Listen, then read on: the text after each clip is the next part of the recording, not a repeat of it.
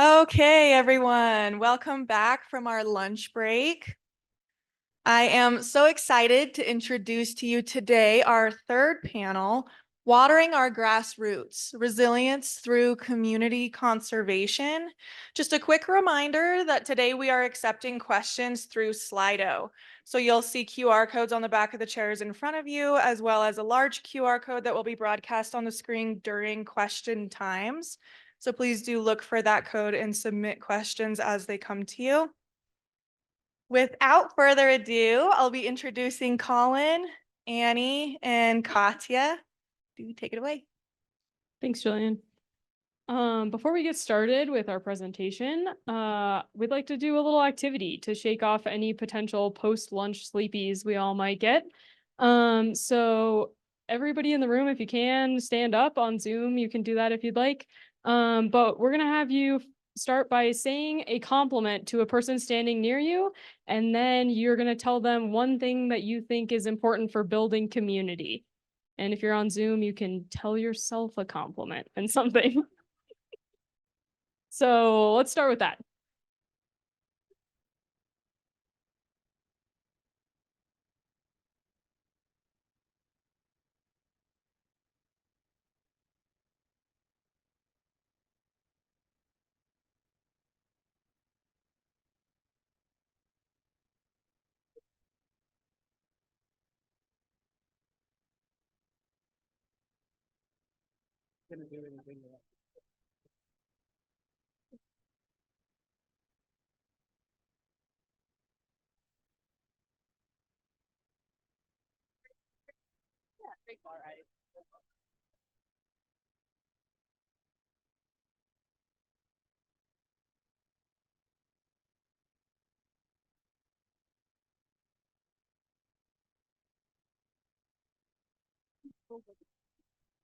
All right, thanks everybody for participating in that. You can go ahead and take your seats again, please. We'll get started. So this is our panel, Watering Our Grassroots, Resilience Through Community Conservation. Landscapes and resources are being severely impacted by issues such as mass tourism, loss of traditional knowledge, and management capacity limitations, which are being exacerbated by the effects of climate change. As we know, climate change does not respect human-created boundaries or borders and impacts people around the world in different ways. Our projects each address issue areas that need community action because they exist in a niche that is not fulfilled by government or other institutions within the conservation sector. This is due to a general lack of capacity, resource limitations, and often less financial support than required. Our three projects partnered with organizations tackling conservation challenges through community-centered approaches.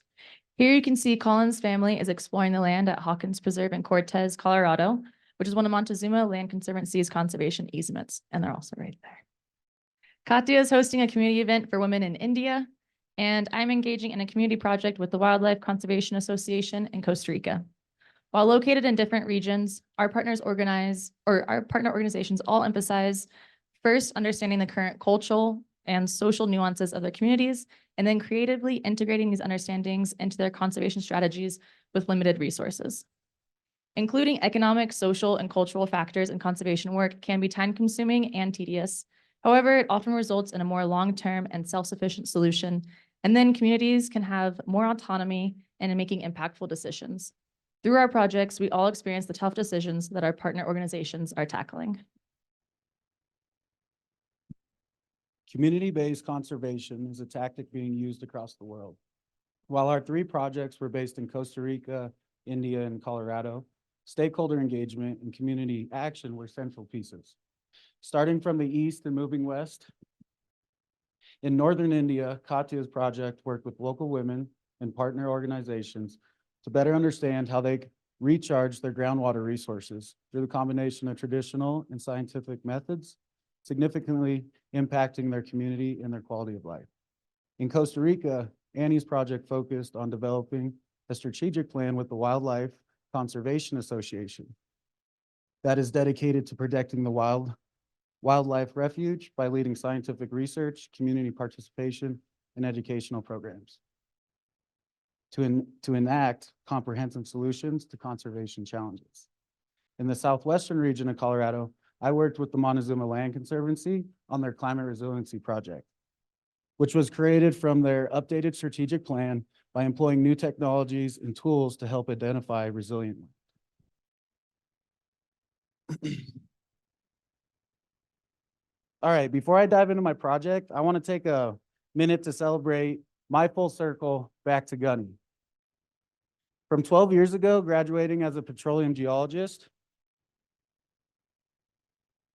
here at Western, to heading straight offshore, drilling deep water exploration, oil and gas wells, to now standing here, giving a presentation on climate resilient land to the MEM community. This is another step of washing my hands of the evil empire and being welcomed to the light side. Let's begin. What brought me to gunning in the first place? College football. Oh, good. So a shout out to Stoller. He wore flip-flops all 4 years, every day of the year in Gunnison. Quite impressive. This was my home after graduation for months at a time. This is of the drill ship, the Noble Bob Douglas. And I was actually on the drill ship during this photo while we were drilling off the shores of New Zealand.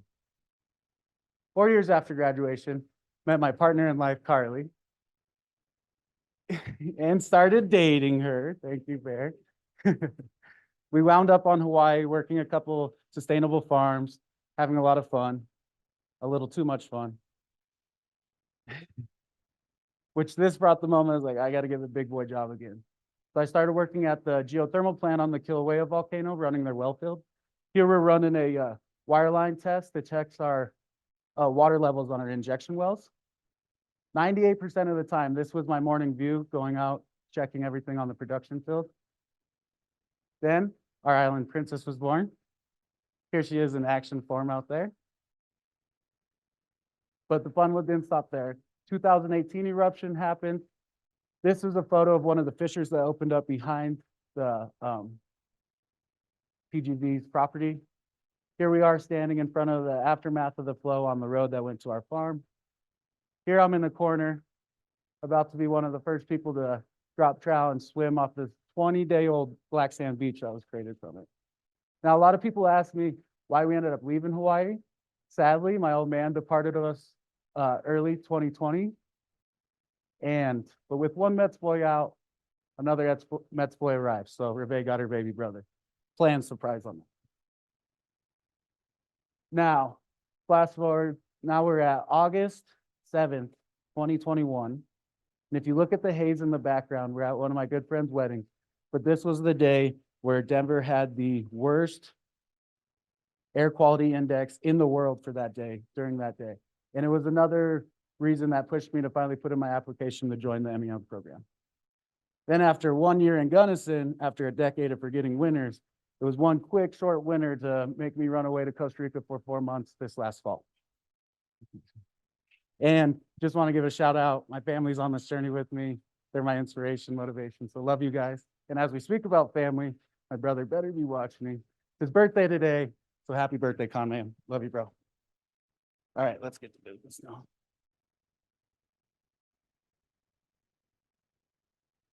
All right. So Montezuma Land Conservancy's Climate Resiliency Project. Before I proceed, I want to define 5 acronyms. This will just save me time because I'm going to say them a lot over the next 10 minutes. MLC, Montezuma Land Conservancy. CNHP, Colorado Natural Heritage Program. Codex, Colorado's Conservation Data Explorer. TNC, the Nature Conservancy. And RCN, the Resilient and Connected Network. I'm going to go out a little out of order with the past people that have done it. I'm going to give my thanks at the beginning. So I want to say thanks to everyone at MLC, but my community sponsors, Travis Custer and James Ryman, and that the team they put together, all the effort from Joel Hauser, from the Open Space Institute, Drew Rayburn at the Nature Conservancy, and Michael Menifee at the Colorado Natural Heritage Program. They spent hours with me, training me on the tools, doing analysis, our bi-weekly check-ins all year. Great team.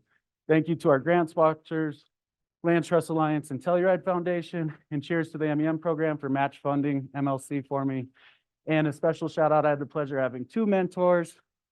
First one, OG gangster player MJ, kept me in track when I was in person here. And then the rock star herself, Dominique, for keeping me pointed toward the finish line while I was doing my hybrid fund this year. So MLC updated its strategic conservation plan in 2022. A community values assessment produced 6 main conservation priorities, and climate resilience was one of those 6. MLC started the project with initial questions in mind. How can new technology and climate data help inform conservation in the Southwest? Can MLC develop ways to include climate resiliency in their selection projects for future easements? Where are the landscapes most critical to protect? Can existing data inform landowner stewardship or projects after the easement? And can this information help spark collaborative conservation efforts across agencies and organizations in the region? All right, we utilized CNHP's tool Codex and TNC's Resilient Land Mapping tool, which are free to the public. Anyone can use them. They create reports, and then we use them to analyze MLC's service area and current conservation easements. When I say MLC service area, that includes Montezuma County, Dolores County, and San Miguel County. Using these tools, I produced over 137 reports we used for analysis. The project looked at climate resiliency from a land resilience point of view. The document by TNC's very own Anderson, The Resilient Sites and Connected Landscapes for Terrestrial Conservation in the Rocky Mountain and Southwest Desert Region, was published in 2019. And it breaks down how they created the scoring for the RCN. And this is a ground level view of how they scored resilience. The Codex reports reviewed known occurrences and potential occurrences for regulatory and other species of concern from CNHP, Colorado Parks and Wildlife, and their partners. The reports include data on protected lands, land management, status from COMAP, special areas of information, wetlands data, and other conservation interests that were present within the project site vicinity, and they also produce maps.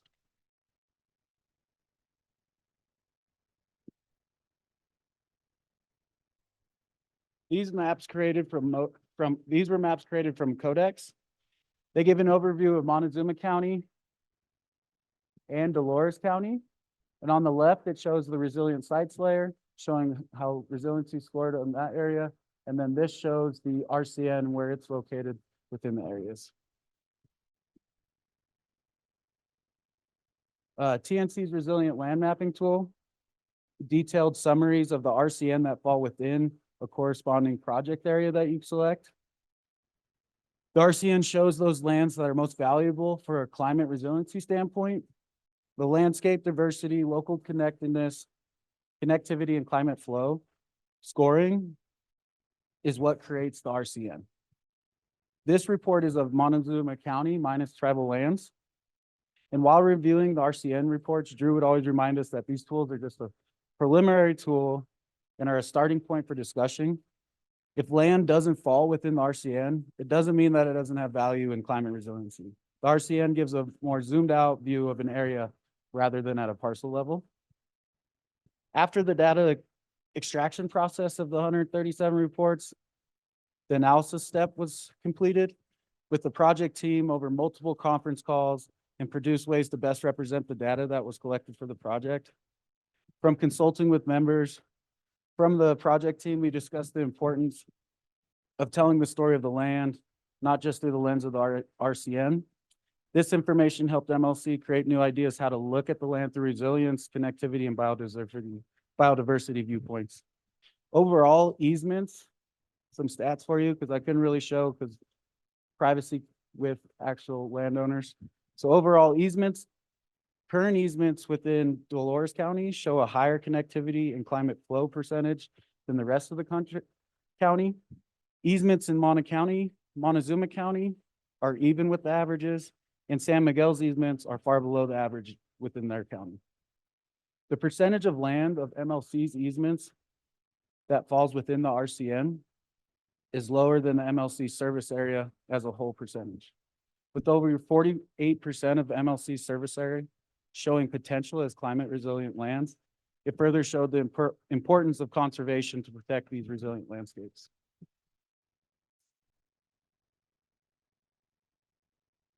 MLC succeeded in answering its questions at the start of the project.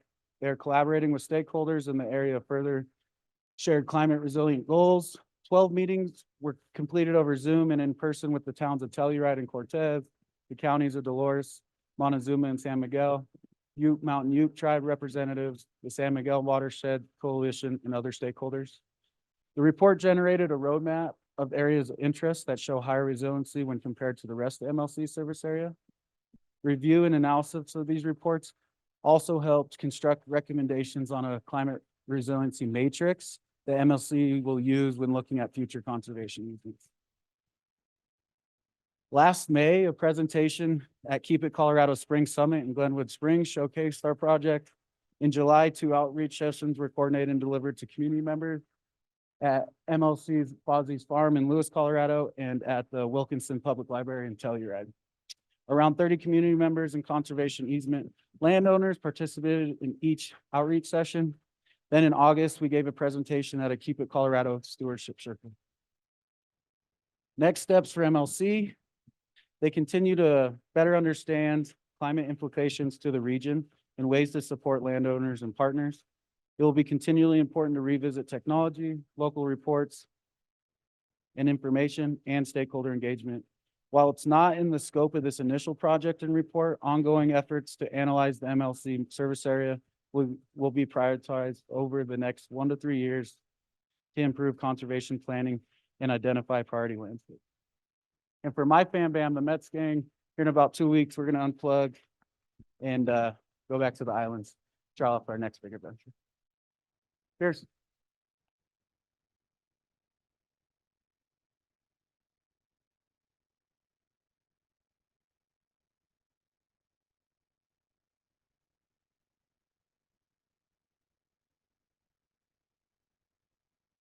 Well done, Collin. Congratulations. We do have a couple questions for you here. Do please keep submitting those questions. If we don't get to all of them during the individual Q&A, we'll do our best to readdress them during the panel-wide Q&A. The first question is, what were your methods for measuring local connectedness? So local connectedness, the Nature Conservancy, how they did local connectedness was breaking it up into 30-meter pixels and looking at it from a pixel standpoint on that and looking at biodiversity and how it was scored throughout the region. It's really detailed in it, but I was more just looking at the maps of what showed the local connectedness. And for example, one landowner we met with, he showed really low scores on like the RCN and wasn't in the RCN and stuff. But what I showed him is when you look at just the local connectedness factor, he was right through a region that showed a high pathway of local connectedness, but it didn't make the RCN because it has to have high scoring in at least 2 of the 3, but it only had high scoring in local connectedness, not resiliency or biodiversity. Thank you. Another question for you. Which data conclusions from either tool were most surprising to you? Most surprising. That a lot of public lands, they tend to score high, but they still didn't, like some of them were cut in half of not making the RCN. And that's why Drew really wanted to just know, like, don't judge it just based on the RCN because it still has high climate resilience score. And it's just a talking point. So we'd have to look at each area and have to see the bigger picture of what's going on, even though it didn't fall into the RCN. And one more quick question. Over the process of your project, how long did it take to learn the tools in that portion of your project work? Yeah, so I spent last November, I did 2 hour-and-a-half sessions, each 2 sessions with Drew Rayborn from the TNC, and then 2 sessions with Michael Menevee with CNHP to do the Codex training. So a couple 3-hour sessions, and then it was just trial by error. If I had any questions, I'd shoot them an email, and they were really responsive. Well done. Congratulations again. How about another round of applause for Collin?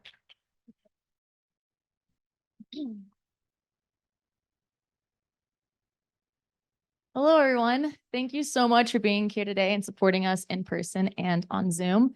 My name is Annie Robertson, and I can't believe it, but I'm also so excited to present to you all my project from these last 9 months. So the Oceanal National Wildlife Refuge is located off of the Pacific coast of Costa Rica in Central America, and it was the focus area of my project.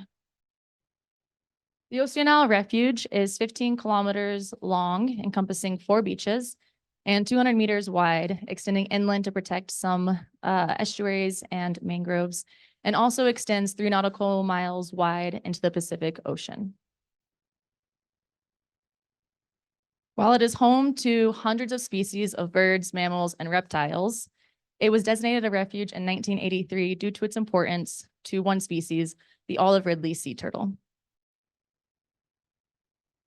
So this small patch of sand is the largest or the second largest mass nesting site of the olive ridley sea turtle in the entire world.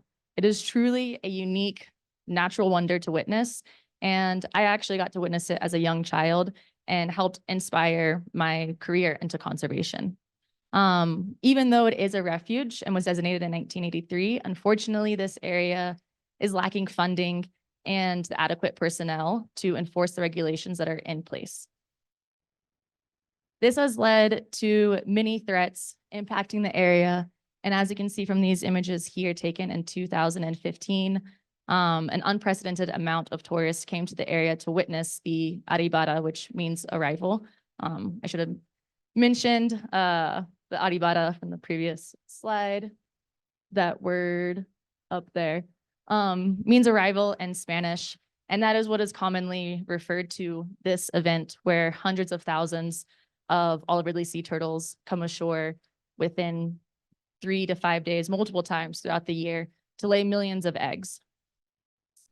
So you can see here, many of these turtles were actually deterred and left before laying their eggs. And this is just one symptom of the increase in people visiting this area, because as sea turtles love these beautiful beaches, so do people. So the increase in people coming to this area has really impacted the refuge. Motorized vehicles, which is an illegal activity, has increased, and driving on the beach, and these nests are very shallow, so it can squish the nest. Bonfires can accidentally burn the nest because people don't know that there's a nest on the beach. Water pollution from direct and indirect sources. There's a lot of septic tanks in the area, as this community is lacking a wastewater treatment plant. So all the homes have septic systems, which work in a very spread out area, but when they're compacted, they can leach underground, and also direct pollutants being dumped into rivers. Light pollution from an increase in overdevelopment, and also while the refuge is protected, the area around it is increasingly being developed, which then decreases the biodiversity and isolates the refuge. So the need for biological corridors to maintain a healthy biodiverse habitat is becoming increasingly important. And lastly, dogs. They can dig up the beach, and they are also illegal activity within a designated refuge, but with increasing people, there's increasing dogs. So they impact the area in 2 ways: through digging up the nest, and then also their feces. It has been increasing the water pollution issue in this area. So I worked with the Wildlife Conservation Association, which was founded in 2018 by Dr. Vanessa Beasy, who is my community sponsor. Thank you so much, Vanessa. And she founded the WCA in 2018 with many other people to try and step in and help protect the refuge through inspiring community action, leading research in the area, and educating the community to live more sustainably and in harmony with these beautiful natural resources that is in this area. So when I initially met with Vanessa, I really wanted to understand the challenges and obstacles that her organization is facing. So we first went through all of the gaps that I could help fulfill with my project, because I really wanted my project to be very focused on what she needed.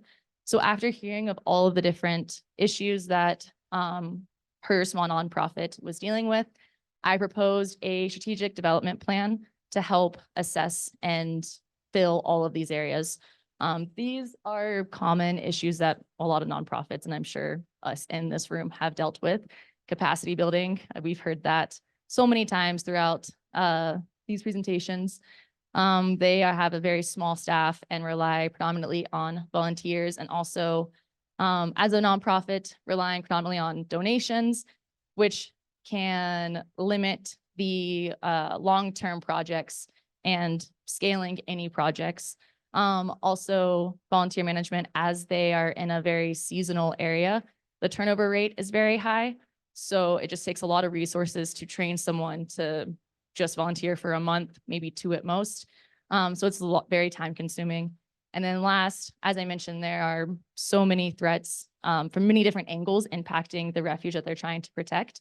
So trying to prioritize where to put your resources is a huge area that Vanessa really needed help with strategizing.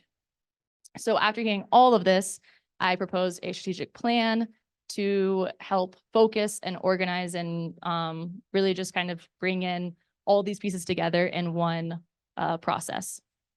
So the strategic planning process for me first started with researching best practices, looking at models nationally and internationally, assessing the community and the organization, looking at its evolution, how its mission statement has changed over time, looking at past and present projects, engaging with volunteers, donors, members, advisors, really anyone who has supported the organization in some way.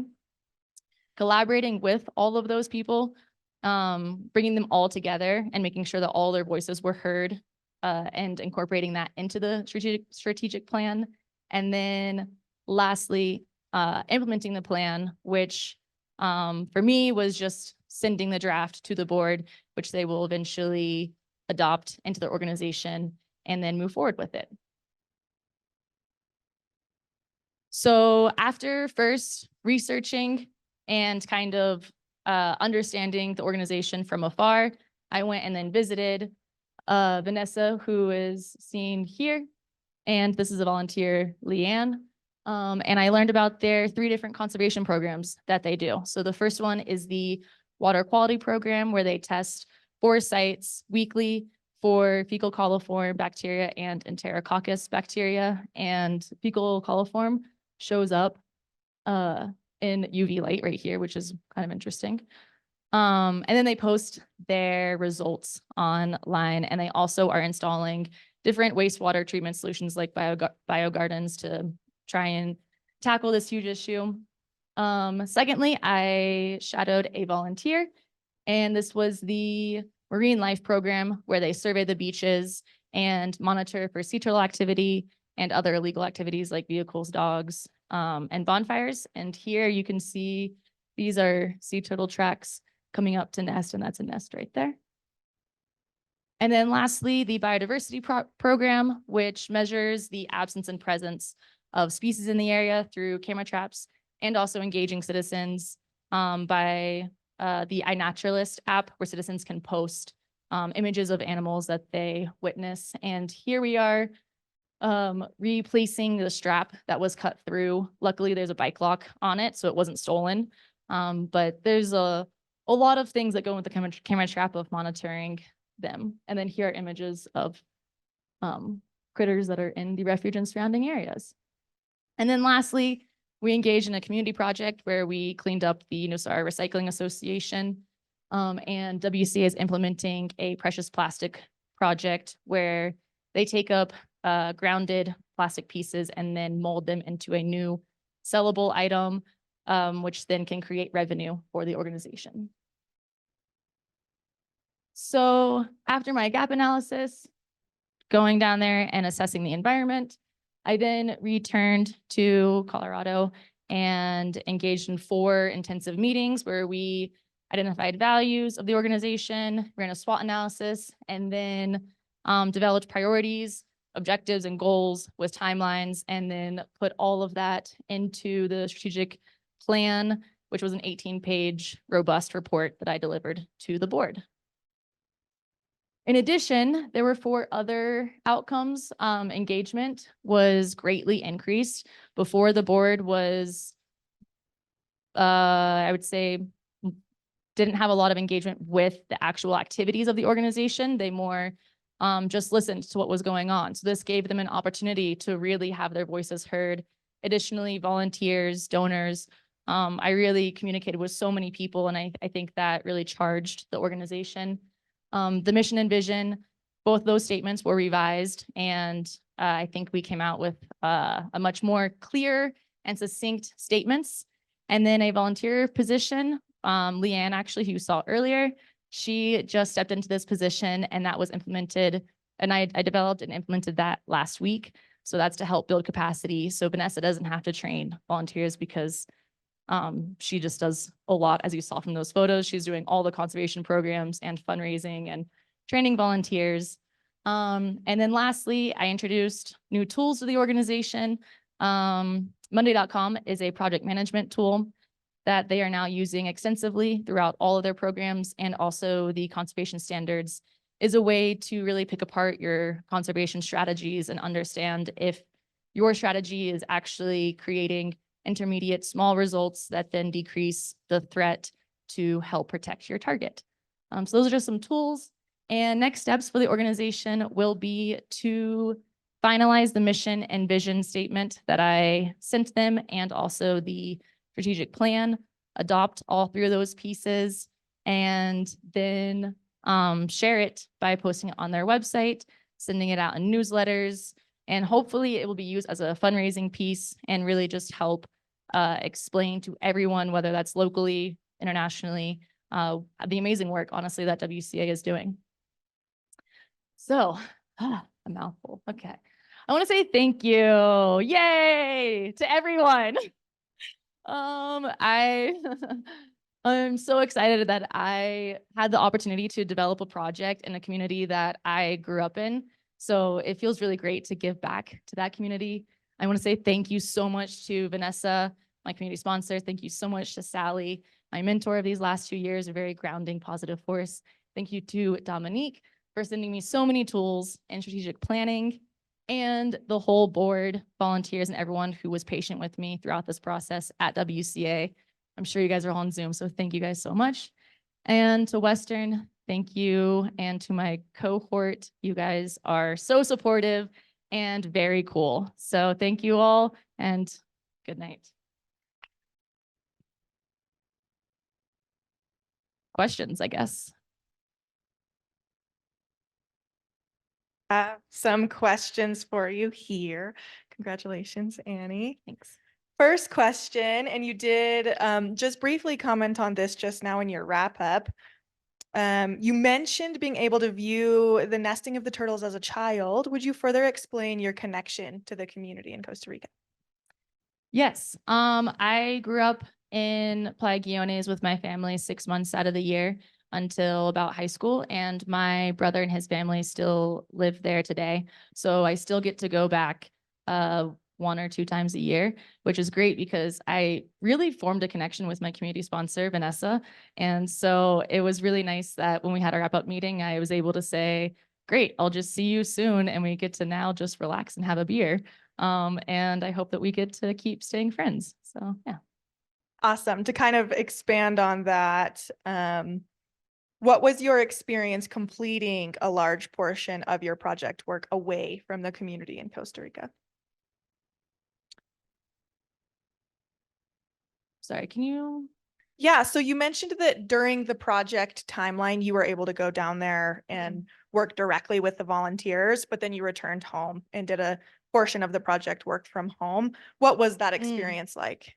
Yeah, Zoom is an amazing tool, but I wish I could have stayed down there longer, and I wish I could have visited again, because this community is changing so rapidly. Luckily, I have a lot of ears on the ground. So I have friends and family that update me on the real time impacts of, you know, the crime increase and the drug issues and the development. It's crazy how I've gone there so many times, and I thought that it wouldn't be that I didn't need to go there for this project because I had such a good understanding of the community. But when I went down with a new lens as an MEM student and was witnessing everything that was going on, I was like, oh wow, I absolutely have to, like, whenever you do a project anywhere, you have to go there to see exactly what the status is of today, because it just changes so fast. Thank you very much. Another round of applause Yeah, for thanks. Annie.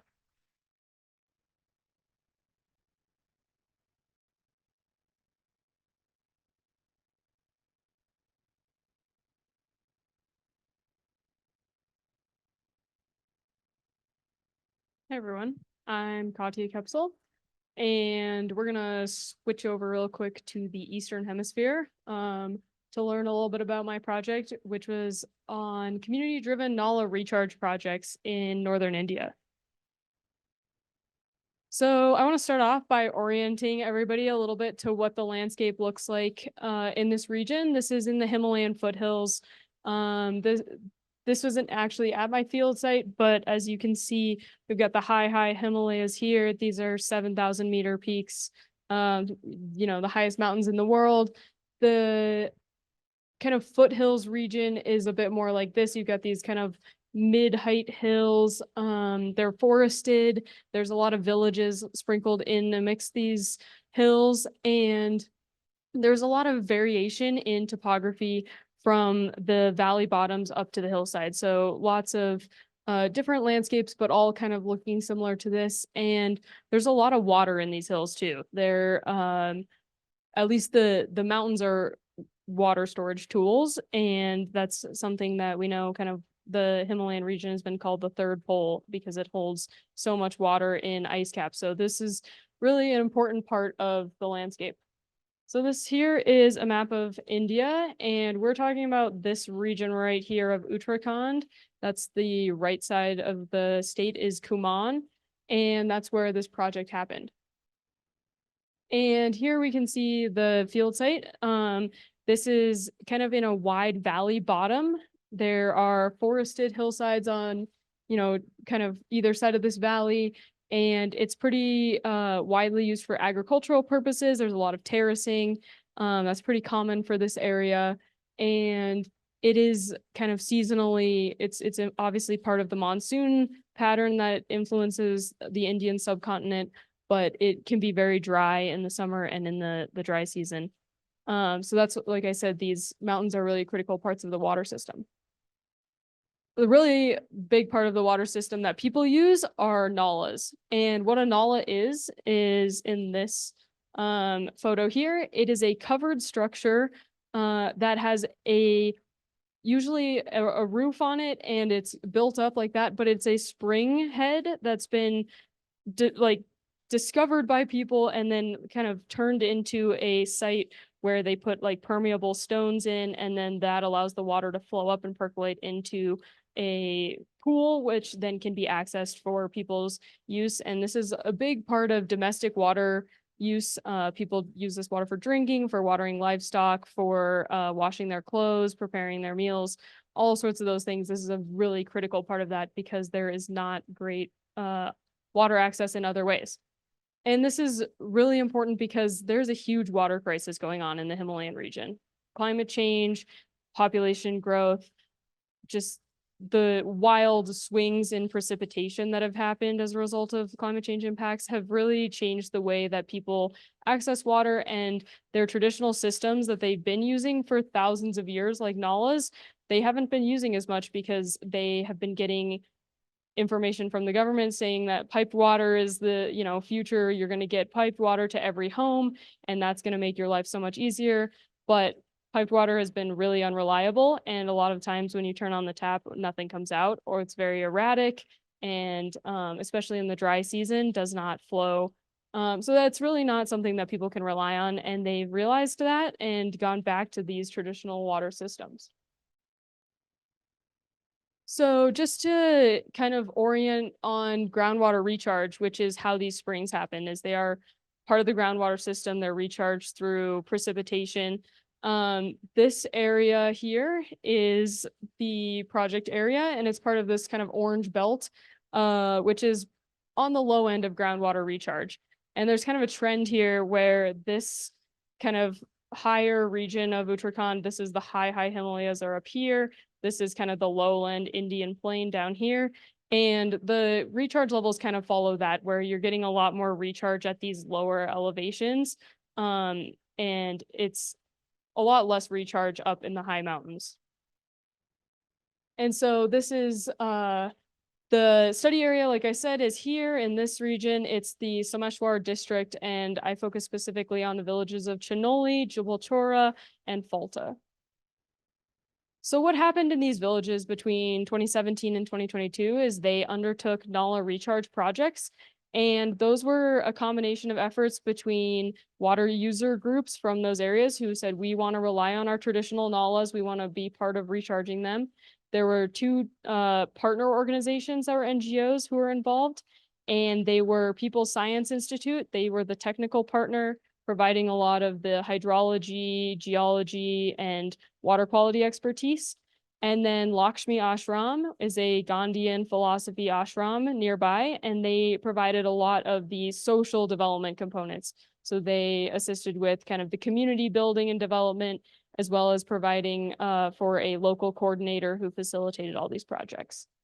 And so what these Nala recharge projects actually looked like on the ground were people organized based on the nalas that they were using. They came together and participated in the work that was laid out for them by the partner organizations. They did things like planted trees and water efficient shrubs and plants that are known to be water conservation friendly in their local knowledge systems. They also dug trenches to kind of funnel runoff in certain directions towards the catchment areas for the springs. They did things like digging contour lines against the hillside so that when the big rainy season monsoon time is happening, all the water is flowing back into the hillside rather than off of it. And through all these efforts, they were able to recharge the water levels in their nalas. So huge success. It's really amazing work that they were able to do that. Before they'd done that, these nalas didn't have a lot of water in them. They could have been stagnant and dirty. The water wasn't actually flowing back up into them to keep up with the pace that it was being used. After these Nala recharge projects, that was happening. They were recharging at a successful rate. People were able to rely on them. So really amazing work that they did. A really important component of that work is almost all of it was done by women. And women are a huge driver of life in this region. They do almost all of the domestic work. They do all of the cooking, cleaning, taking care of families. They are responsible for almost all agricultural work. They grow food for the families. They take care of the livestock. They, really importantly for this project, collect and carry water back to their homes when it's not available. So it is a really big deal when they don't have a reliable source of water nearby. And in many cases, these women, before these Nala recharge projects, they were having to walk, sometimes up to an hour in either direction to collect water from the river and take it back to their homes. And these are huge, like 5-liter jugs that they're carrying on their heads. As you can see in this photo, that was my host mom from one of my visits to India, carrying water on her head. So women, they really drove this project and they received a lot of the benefits. So this is what I actually ended up doing while I was in India for a month and a half this winter. I had a lot of meetings with women. I drank a lot of chai. It was great. But we hosted interactive stakeholder sessions with the different stakeholders who'd been part of these Nala recharge projects. And we met with the general cast and scheduled cast water user groups. We met with local government representatives. We met with the People Science Institute Spring Shed team and Lakshmi Ashram representatives. And we just talked to them about how they were involved in the projects, what their experiences were like, and how they kind of benefited from the outcomes. So we had a lot of great interactive sessions, like I mentioned. This was one of them where we actually had the women create their own maps of their water resources. And so we just gave them a huge sheet of paper and we said, you know, show us where all of these things happen. Where are the nalas that you recharge? Where are the water tanks? Where are the roads and like landmarks that you can follow these? And then at the end of that session, we actually had Bhagwati here was presenting those to the whole group. So she got a chance to kind of show and tell everyone what they had done. So a lot of these things just were really good to build kind of more community within the women and for them to get a chance to celebrate their work. This was a really amazing project to be part of, and it had the study that I did had some pretty, I think, important outcomes. One of the biggest ones was that women saved a lot of time in their day by having much closer access to water. And that was, like I mentioned, when they were having to walk up to an hour each way to collect water and bring it back to their homes. The nalas are located in their villages, so they don't have to walk that far. Most of the nalas are within like a 10, 15-minute walk from the houses. So that saves a ton of time, especially when you have to do that multiple times a day. You know, if you have a big family, you have a lot of water needs. And so that's a lot of time spent carrying water. And that was greatly reduced. And that allowed for more time to take care of children, livestock. And the big one was it improved personal hygiene. People reported that they were able to bathe once every other day or once every 2 days because they now had time and much more access to water. Whereas before they were bathing once every 7 or 8 days. So this is really exciting for them. They also really improved their knowledge of water resources in their communities, and they figured out where the catchment areas for their springs were. They figured out, you know, water quality for their area, which is really exciting because now they can track those things. They have data on these things. We realized that they had really been deliberate about the blending of traditional and emerging knowledge. A lot of the things like the types of plantations that were used were determined by the community. They were really involved in that. And they also got exposed to hydrology and geology, which they had never really had any formal exposure to that before. They were able to overcome class and caste differences. In India, it's a very caste-based society still. And so people from the general caste and the so-called lower castes were actually sharing together, attending the same sessions, eating together. And that's really exciting because that's a big step in social development. And there were health benefits associated with, or there will be health benefits associated with these NALA projects. They haven't really been realized yet, but they should be things like improvement of the musculoskeletal health for women, not having to carry as heavy of loads on their heads for as far, and having knowledge of water quality in the area should improve the community's response to waterborne diseases. So the most exciting part of this project for me was my deliverable for the community, which was hosting a community sharing event. And we invited women from the villages that we worked in, as well as women from surrounding villages.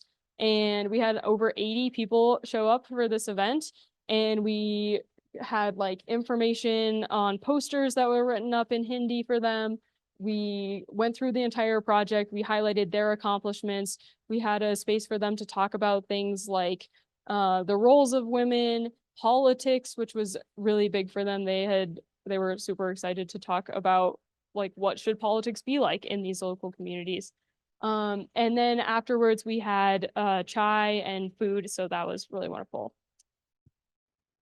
And so I want to thank a couple of people. I want to thank Dr. Ritu Sagani, my community sponsor. I want to thank Jillian Bauer, my mentor.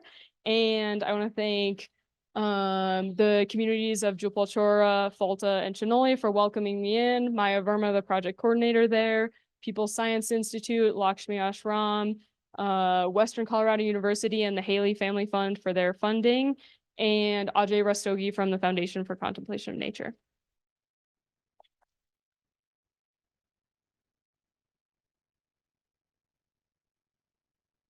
Well done, Thank you. Katya. Time for one quick question for you, and then we'll move on to the panel-wide question.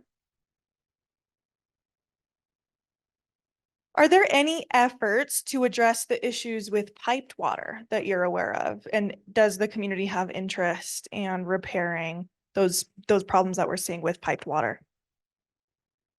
I think that people, like piped water is sort of a pipe dream, is how I would say it. The problem is that the water like sources don't exist. There's not any water that's like permanent year round to flow through the pipes. So it's not even like an issue of like the pipes are leaking or like they don't, like something's broken in it. It's just simply like you can put in pipes and you can put in taps, but like you have to have something like permanent to flow through them that doesn't exist. So yeah. Thank you. Another round of applause for Katya.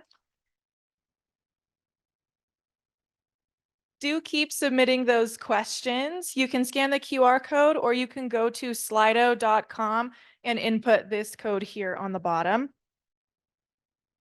To start off the panel questions, we have one directed to Annie and Katya.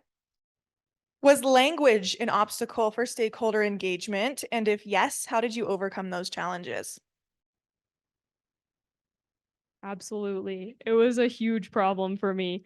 I don't speak Hindi and I felt really bad about that actually. I felt like it was kind of a rough situation to be there and to want to interact with people and to want to like ask direct questions to stakeholders and not to be able to do that and have to go through a translator for everything.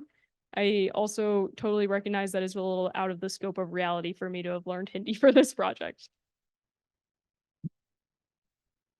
Not so much for me because the community that WCA is located in is predominantly, you would say, English speaking. It's an expat community. However, the organization does want to engage more with the fishing community, and that's all Spanish speaking. So Vanessa's completely fluent, but for me, I would love to work more on my Spanish. It's like intermediate. So I can like fumble around, and it wasn't much of an issue when I was there, but I would love to engage more with the community and get better at Spanish. Awesome. I think this is another one for you, Annie. The recycling program sounds incredible. What actions did you have to take to clean it up, and what products were made from it? So they are still, I believe, trying to install the machines because there's been issues with when they were delivered. They were broken pieces in the machines. And it's difficult to get things through customs and get this very elaborate machinery installed and also set it up yourself. So when I was there, we were just cleaning up and making the space and then painting the logo on the wall of the Precious Plastics project. So hopefully it'll be up and running soon. But I was there just in the very, very beginning phase. Thank you. I have a question for the entire panel. To some extent, you're all outsiders to the communities that you worked in. How did that affect your project work, if at all?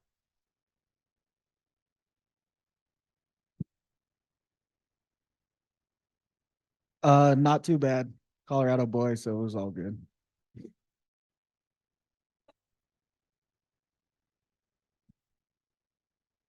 Yeah, I was definitely an outsider. I think that just being a student and being very like eager to learn and asking a lot of questions made everybody feel pretty excited just for me to be there. They were also just super excited because I was a foreigner and they wanted to take pictures with me and talk to me. So they actually probably were more excited to hang out with me than they would have, I almost feel like they wanted me to participate and be there with them. Yeah, and for me, the community is a very tourism driven community. So it's kind of interesting. There's pro and cons with that. And I have been a part of the community for a while in a way, still separate. But this was different and really great because I got to visit and be there, and everyone asked, like, oh, why are you here? Kind of that, like, oh, you're just a tourist here. And I'm like, no, I'm actually volunteering and I'm working with an organization and we're trying to tackle the water quality issue, and we're trying to tackle like all these different things. And then people got very excited that I was an outsider-ish wanting to help. So it was a really great experience, I would say. Thank you. Question for Collin. Do you foresee an ability for your project to be replicated by other land trusts in Colorado and beyond? If yes, how would they get started? Yes, that's a great question. Actually, my mentor at their organization, she's over in Salida. She asked me some questions because they were looking into it. So she looked over our report. The stewardship circle, there was a lot of land trusts that were very interested in it. And for them, I guess it's more finding the funding and the grant opportunities. And this one opened up for MLC because of their grant they received from the Land Trust Alliance. So I guess it's more searching the grants of trying to do it that way, or just if you have the funding to pay an employee that's gonna plug into these free tools that are out there. Thank you.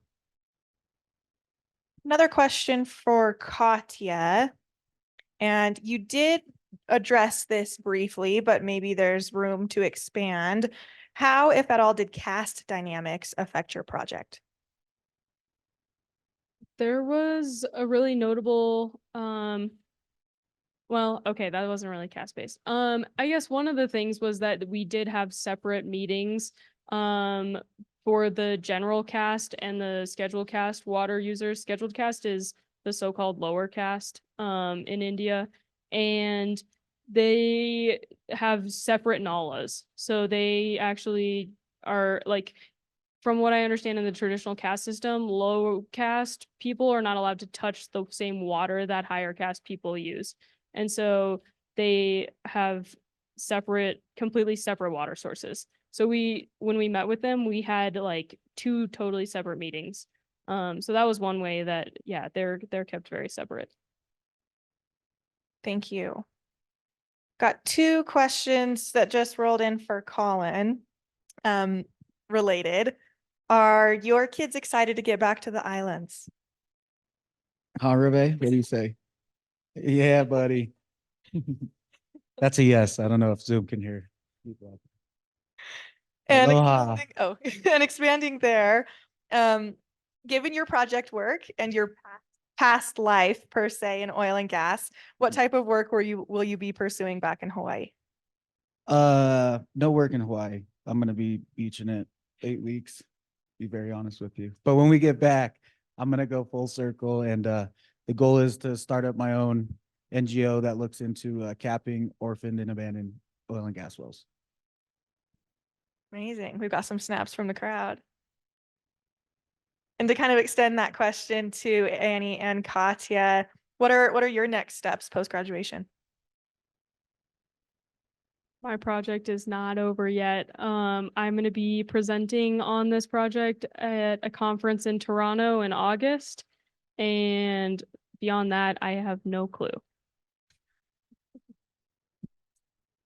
Job searching and potentially looking for grants to develop my own job so that I can come to WCA with my own funding and just create my job.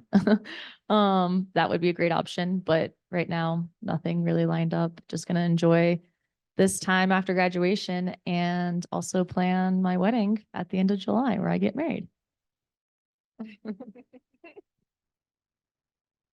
Amazing. That's all that we had for questions. Congratulations again to the 3 of you. Thank you.